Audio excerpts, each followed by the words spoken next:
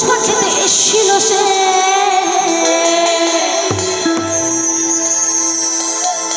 সেই থেকে হঠাৎ করে পিছিয়ে গেছে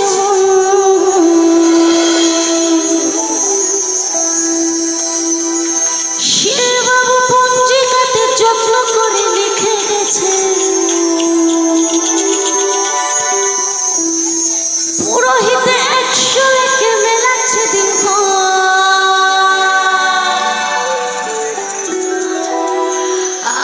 আমি গরমকালের বেল, তোমরা কাশ্মীরি আপেল, যাবো তোমাকে লইয়া উইরা আকাশে।